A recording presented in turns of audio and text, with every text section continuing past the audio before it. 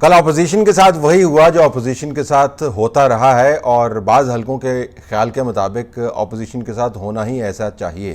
تمام تر شور و غوغے کے باوجود،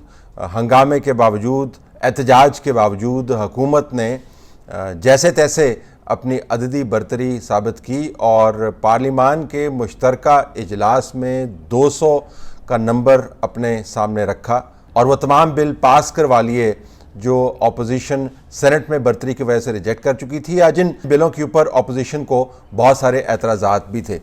حکومت اب یہ کلیم کر رہی ہے کہ انہوں نے بین الاقوامی طور پر ایک بہت بڑی ذمہ داری پوری کر دی ہے۔ فائنینشیل ایکشن ٹاسک فورس، جس کے ذریعے دہشت گردوں کو پیسے فراہم کرنے کی رکاوٹ پاکستان کی بنیادی ذمہ داری ہے، وہ انہوں نے اب پوری کر دی ہے، اور اب توقع یہ کی جا رہی ہے کہ financial action task force Pakistan کو گرے لسٹ میں سے نکال کر وائٹ لسٹ کے اندر ڈال دے گی، اور بلیک لسٹ میں ڈالنے کا جو خطرہ ہے وہ ٹل گیا۔ اگر بلیک لسٹ میں پاکستان چلا جاتا ہے تو پاکستان کے اوپر بہت ساری سینکشنز لگ جاتی ہیں۔ تو حکومت یہ باور کروانے کی کوشش کر رہی ہے کہ انہوں نے یہ بل پاس کروا کے پاکستان اور ملک و قوم کی بڑی خدمت کی ہے۔ اپوزیشن کا اگر آپ سانحہ سنیں یا ان کا اگر آپ معاملہ سنیں تو آپ کو پتہ چلے گا کہ اپوزیشن بات کیا کر رہی ہے۔ وہ یہ بتا رہے ہیں آپ کو کہ فائنینشیل ایکشن ٹاسک فورس کے چھاتے کے نیچے حکومت نے جو بل پاس کروائے ہیں ان کی بیشتر شقیں ایسی ہیں کہ جو عوام کی گردن ناپنے، یعنی کمپیوٹر ہیک کرنا، ٹیلی فون کے اوپر مانیٹرنگ کرنا اور لوگوں کو اٹھا کے لے جانا اور عدالتی کارروائیوں کے بغیر ان پر الزامات لگانا، اور اس طرح کے دوسرے معاملات سمیت بہت سارے ایسے قانونی اور آئینی وائلیشنز سامنے لے کر آئے گی جس کا نشانہ اصل میں اپوزیشن بھی بن سکتی ہے۔ تو عوام تو اس سے متاثر ہوں گے، اپوزیشن بالخصوص متاثر ہوگی۔ عمران خان اور ان کی جماعت اس تاثر کو زائل کر سکتی تھی، انہوں نے اس تاثر کو زائل نہیں کیا۔ عمران خان نے کل جو تقریر کی ہے اس سے آپ کو پتہ چلتا ہے کہ عمران خان کا اپنا موڈ کیا ہے۔ انہوں نے کہنے کو تو وہ بل پاس کروائے ہیں جس کے ذریعے بین الاقوامی ذمہ داری پوری ہوتی ہے اور دہشت گردوں کی معاشی اور فائنینشیل معاونت کا رستہ روکا جاتا ہے، لیکن تمام کا تمام برڈن جو ہے انہوں نے اپوزیشن کے اوپر ڈالا۔ منی لانڈرنگ کی انہوں نے اپوزیشن کے حوالے سے بات کی، کرپشن کی انہوں نے اپوزیشن کے حوالے سے بات کی، اور یہ بھی کہا کہ اگر یہ منی لانڈرنگ نہیں کرتے ہیں تو ان کو خطرہ کیا ہے۔ اسحاق ڈار کے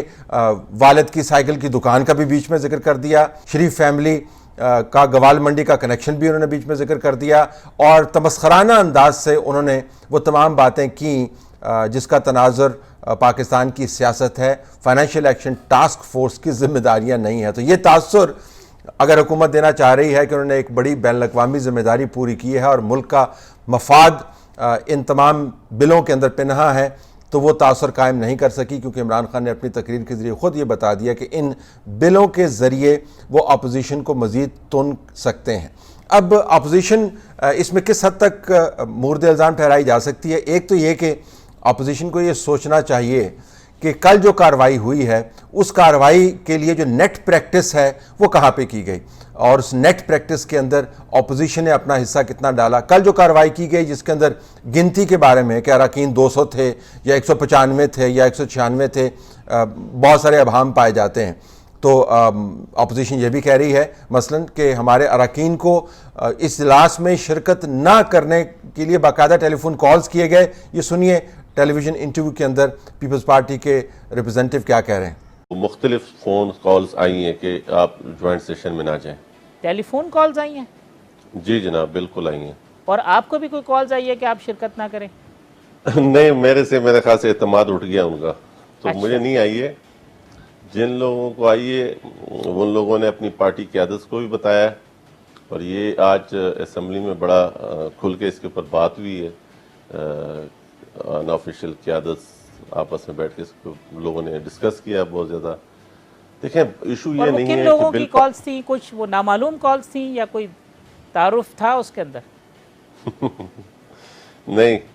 تعارف نہیں تھا۔ یہ ویسے تھا جیسے وہ علی زیدی کو کسی نے نہیں کاغذ پھینک کے گیا تھا، اس قسم کا کوئی بندہ تھا۔ تو اپوزیشن کو یہ سوچنا چاہیے تھا کہ یہ جو نیٹ پریکٹس ہوتی رہی ہے جس کا اصل ٹیسٹ میچ کل حکومت نے کھیلا اور جیت گئی، یہ نیٹ پریکٹس کا آغاز کہاں سے ہوا؟ اس نیٹ پریکٹس کا آغاز سینٹ چیئرمین کے انتخاب سے ہوا، جس کے اندر اپوزیشن کے اپنے اراکین نے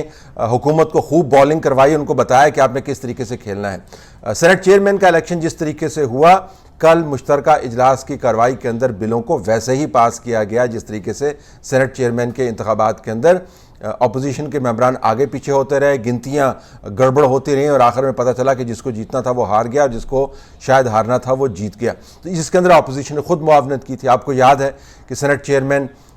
کے انتخاب کے بعد بڑا اپوزیشن نے ہنگامہ کھڑا کیا اور کہا کہ جی اپنے گریبان میں جھانکنا چاہیے، کوئی کمیٹی بھی بنائی کہ اس کا ووٹ اس کو کیوں گیا، اس کا ووٹ اس کو کیوں گیا، لوگوں سے قسمیں کھلوائی گئیں، کہا گیا کہ جی ہمارے اندر گھس بیٹھیے موجود ہیں جو کہنے کو ہمارے ساتھ ہیں لیکن اصل میں حکومت کا کہنا مانتے ہیں، بلکہ حکومت کا بھی نہیں، حکومت چلانے والوں کا کہنا مانتے ہیں۔ اس کمیٹی کے اندر سے کچھ نہیں نکلا۔ جب سینیٹر بزنجو اللہ کو پیارے ہوئے تو پرویز رشید صاحب نے سینٹ کے فلور کے اوپر کھڑے ہو کے کف افسوس ملا اور کہا کہ مجھے ان سے میں شرمندہ ہوں اپنے اس دوست سے، ان کا حق بنتا تھا لیکن ہمارے اندر کے لوگوں نے ان کا حق مارا۔ تو وہ اندر کے لوگوں نے جب حق مارا تو اس کے بعد اگر اپوزیشن نے بند باندھے ہوتے تو شاید کل ان کے نمبرز بھی پورے ہوتے اور اتنی بڑی شرمندگی تمام تر نعروں کے باوجود وہ نہ اٹھا پاتے۔ دوسری بات، جس طریقے سے آرمی چیف کی ایکسٹینشن کا بل منظور کروایا گیا اور جس طریقے سے اپوزیشن نے اپنی تمام تر معاونت اور تمام تر جو دوستانہ رویہ اپنایا اور اس کے ذریعے فیسیلیٹیٹ کیا گیا اس ایکسٹینشن کے بل کو، اس سے پتہ چلتا ہے کہ اپوزیشن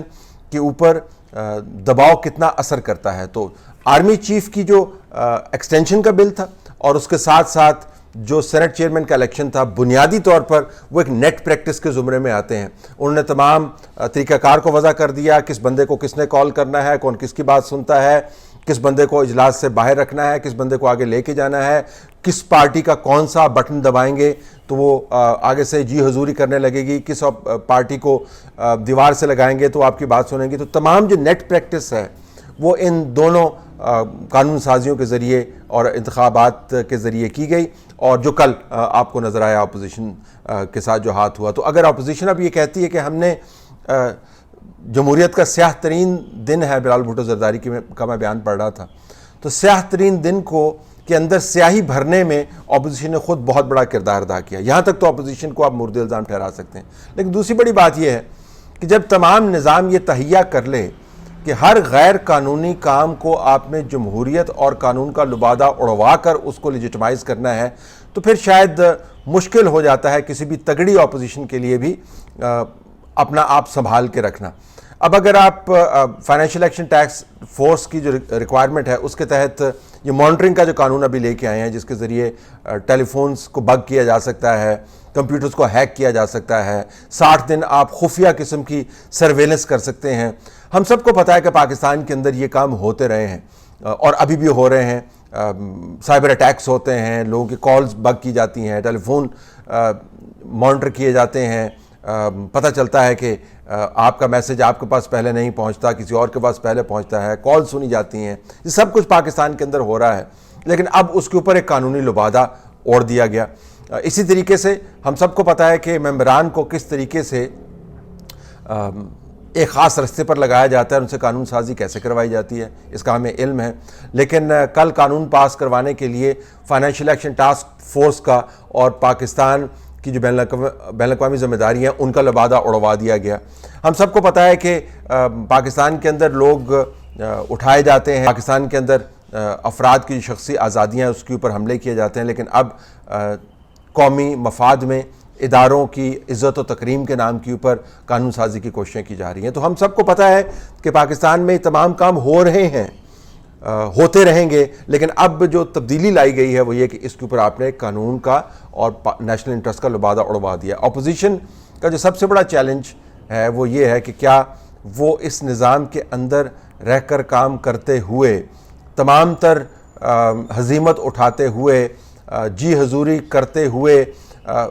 کب تک یہ واویلا کرتی رہے گی کہ ہم اس نظام کا حصہ نہیں ہیں، ہم اس کے خلاف ہیں۔ ان کا جتنا پاس ریکارڈ ہے، ان کی جتنی پالیسیز ہیں، ان کا جتنا احتجاج ہے، اب آپ کو اس کے کھوکھلے پن کا احساس ہر روز گہرا ہوتا ہوا نظر آتا ہے۔ تو اپوزیشن یہ مانتے ہوئے کہ ایک بہت مشکل کا شکار ہے، اپنے آپ کو کل کے واقعات سے دستبردار نہیں قرار دے سکتی. اس کے اپنے رینکس کے اندر، اس کے اپنی پلاننگ کے اندر آپ کو بہت سارے شگاف نظر آئیں گے جن سے اس کے خلاف ابلنے والا پانی جو ہے سیلاب کی صورت اختیار کر گیا ہے. اب وہ کسی طور نہیں ٹھہرتا. عمران خان کا جب دل کرتا ہے وہ اپوزیشن کے لوگوں کے خاندانوں کی دھجیاں اڑا دیتے ہیں، ان کے والدین کی، ان کے ماضی کی، ان کے بچوں کی، اور اپوزیشن تھوڑا سا احتجاج کر کے دوبارہ سے نظام کا حصہ بننے کی کوشش میں مصروف ہو جاتی ہے. یہ آپ کو جو تضاد نظر آتا ہے یہ اپوزیشن کی مزید کمزوری کا باعث بن رہا ہے. اب کیا اپوزیشن ایسے ہی کام کرتی رہے گی؟ یعنی ایک طرف سے جوتے بھی کھائے گی عملاً نہیں تو کم از کم محاورتاً، اور دوسری طرف سے یہ احتجاج بھی کرتی رہے گی کہ ہم بڑی مزاحمت کر رہے ہیں. یہ کل کے واقعات اور جس طریقے سے بلز کو پاس کیا گیا، جن بلز کو پاس کیا گیا، اس کے پیش نظر بہت اہم نقطہ بن چکا ہے. اب گیند پھر سے کل کے معاملات کے بعد اپوزیشن کے کورٹ میں چلا گیا ہے. ابھی تک جو ان کا رویہ ہے وہ وہی ہے جو پہلے کا تھا، یعنی مار بھی کھاتے رہتے ہیں اور پھر بڑکیں بھی لگاتے رہتے ہیں کہ اگلی مرتبہ اگر آپ نے ہمارے ساتھ ایسا کیا تو ہم آپ کی ایسی کی تیسی کر دیں گے. ایسی کی تیسی وہ کر نہیں پاتے، البتہ اپنی ایسی کی تیسی ضرور کرواتے ہیں.